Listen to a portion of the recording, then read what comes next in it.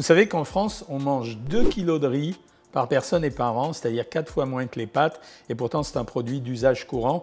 J'ai voulu regarder quelle différence il y avait entre les riz. Bienvenue sur la chaîne Jean-Michel Cohen, la chaîne où on ne parle que de nutrition et où on ne vous prend pas pour des patates.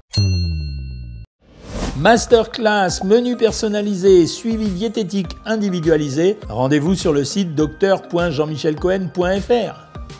Quand vous allez au rayon du riz, en fait, vous avez plein de types de riz. On a l'impression que c'est tout pareil. En réalité, c'est pas pareil.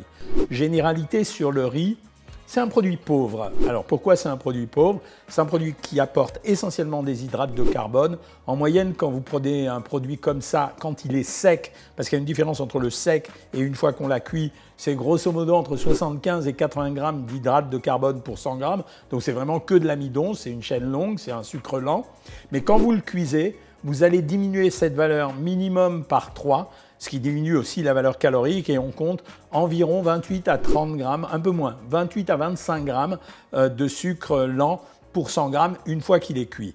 Quand vous allez dans le magasin, vous choisissez le riz en fonction de 2 critères. Bien sûr, il y a le critère prix évidemment, mais il y a aussi à quoi il va me servir le riz. Donc voilà des variétés de riz différentes. Un des plus consommés, ça reste quand même le riz thaï. Alors en fait, ce riz thaï, il a pour particularité d'être à la fois humide et collant. Il sert beaucoup, surtout quand on veut l'accommoder avec des viandes ou à des poissons. C'est ce qu'on sert en général en Thaïlande. Au niveau des valeurs caloriques, il n'est pas différent des autres, c'est-à-dire que la valeur calorique d'un produit sec comme ça, c'est 345 calories pour 100 grammes. On trouvera à peu près cette valeur calorique pour tout le monde.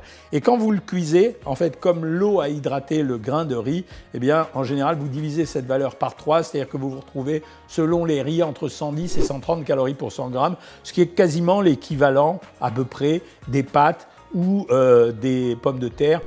C'est mieux les pommes de terre quand même, c'est un peu mieux les pâtes, le riz est un peu plus calorique. Si on regarde, il y a très peu de matières grasses dedans, 1 gramme. Les matières grasses sont amenées par les restes d'écorce qui sont à la surface du riz.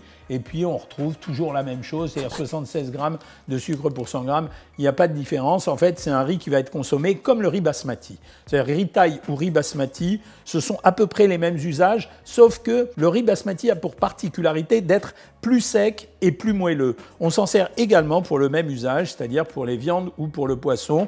Voilà, on dit que c'est le riz le plus parfumé. Il y en a 2 origines. Il y a une origine du Pendjab, c'est-à-dire c'est un riz du Pakistan. Il y a une origine classique, le riz basmati. Alors là, j'ai regardé 2 riz. Le riz acheté chez Carrefour en sachet 4 fois 125 grammes et le riz Pendjab. En fait, le fait de mettre le riz dans un petit sachet, il était plus cher, donc ça n'a pas d'intérêt. Vous êtes tout à fait capable de prendre 125 grammes de riz vous seul. On a un autre riz, alors qui m'intéresse beaucoup plus, qui est long à cuire, qui est un riz noir, en fait qui est comparable au riz complet, mais c'est une variété de riz. Moi, il m'intéresse beaucoup parce que quand vous regardez, ce qui est intéressant dans le riz, c'est aussi de regarder les teneurs en fibres. Et là, vous vous rendez compte que ce riz, il a 3,8 grammes de fibres pour 100 grammes. C'est-à-dire que quand vous prenez 300 grammes de ce riz, ce qui est une portion à peu près traditionnelle, vous avez déjà pris 10 grammes de fibres. Et je vous rappelle qu'on est censé en prendre, on essaye d'en prendre entre 15 et 25 grammes par jour minimum. Les autres, vous voyez, il y avait 1 gramme. C'est-à-dire c'est 4 fois plus riche en fibres. Alors c'est très intéressant. D'abord parce que ça va vous amener un peu de fer. Ensuite, ça va vous amener probablement un peu plus de protéines que les autres, 7,2 grammes de protéines. Donc c'est vraiment un riz nutritionnel ce coup-ci. Autant l'autre va amener des protéines, mais il va amener grosso modo, ah non, il amène 7,4 grammes. Donc c'est un riz quand même très nutritionnel, 7 grammes de protéines pour 100 grammes, ça apporte des protéines.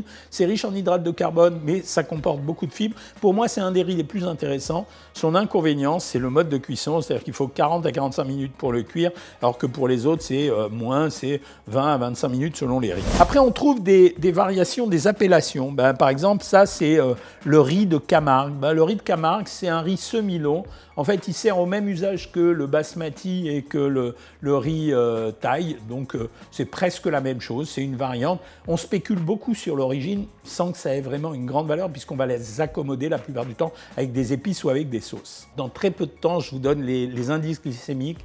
Là, vous aurez une surprise pour les indices glycémiques. Vous verrez qu'il y a une vraie différence. Le riz de Camargue, c'est un riz français. Il a la particularité d'être particulièrement écologique. En fait, il soigne beaucoup l'environnement là-bas. C'est un riz qui est très parfumé. intéressant. Voilà, c'est pas une grande différence par rapport aux autres, mais à la limite, si vous êtes vraiment écolo, plutôt que d'amener du Pakistan du riz, bah, vous allez acheter en Camargue, c'est pas plus mal que ça. Après, on a ce qu'on appelle les riz de dessert. Ça veut dire c'est les riz ronds. Voilà, j'en ai pris deux types. Il y en a un riz rond spécial dessert de chez Carrefour et un autre riz rond qui n'avait pas d'appellation.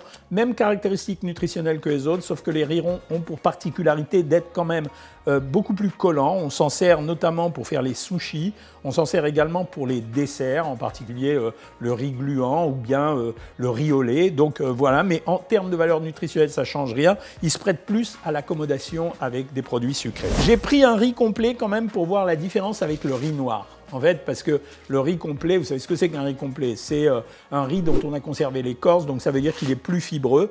Alors, il est en termes de protéines, il est quasiment équivalent au riz noir. En fait, ce sont deux variétés de riz complet qui contiennent beaucoup de fibres. Pour le reste, pas de différence. 350 calories pour 100 grammes. C'est la même chose pour le riz noir, je pense.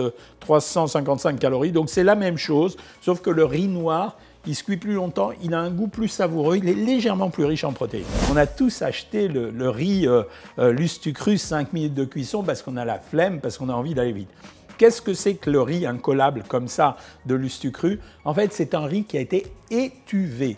Étuvé, ça veut dire qu'avant de le mettre en sachet, on l'a passé dans une étuve. C'est en quelque sorte une pré-humidification, une pré-cuisson du riz. Donc voilà, ça nous permet de mettre 5 minutes au lieu de mettre 25 minutes ou 45 minutes. C'est pas si mal que ça. Seul inconvénient, ça sera l'indice glycémique. Si vous cuisez à plusieurs reprises ou si vous étuvez un produit et si vous le cuisez après, l'indice glycémique risque d'augmenter. Riz noir, pardon, et riz complet, l'indice glycémique est aux alentours de 50, c'est assez modéré. Donc c'est un riz qui va se digérer progressivement, le sucre va passer très progressivement dans le sang, c'est assez intéressant. Assez curieusement, l'indice glycémique le plus bas, si je me réfère aux tables, c'est un peu étonnant, ça serait le riz basmati. Il serait à 45 d'indice glycémique. Plusieurs informations de plusieurs pays donnent exactement la même valeur. Le riz normal est à 70 d'indice glycémique, donc c'est un riz qui a un indice glycémique élevé. Et le riz gluant, pareil, il est aux alentours de 70. Donc ça veut dire que les gens, par exemple les diabétiques, ils ont beaucoup plus intérêt à consommer du riz noir, du riz sauvage ou du riz basmati que des autres riz. Les autres riz ont un indice glycémique plus élevé, donc ils vont faire passer plutôt le sucre dans le sang. Je disais que c'était un produit pauvre, pourquoi? Parce qu'en dehors des hydrates de carbone, il n'y a rien, quasiment rien. Il y a un peu de calcium, un tout petit peu de magnésium, mais il n'y a rien à l'intérieur. Vous ne trouvez pas de vitamines, pas de minéraux vraiment intéressants, donc c'est vraiment uniquement un apport en calories. Voilà ce que vous aviez à savoir sur le riz. J'espère que vous avez aimé cette vidéo. Si vous l'avez aimé, vous likez, vous partagez, vous abonnez, vous me faites des commentaires, si besoin des critiques. Et moi, je vous dis à bientôt les amis.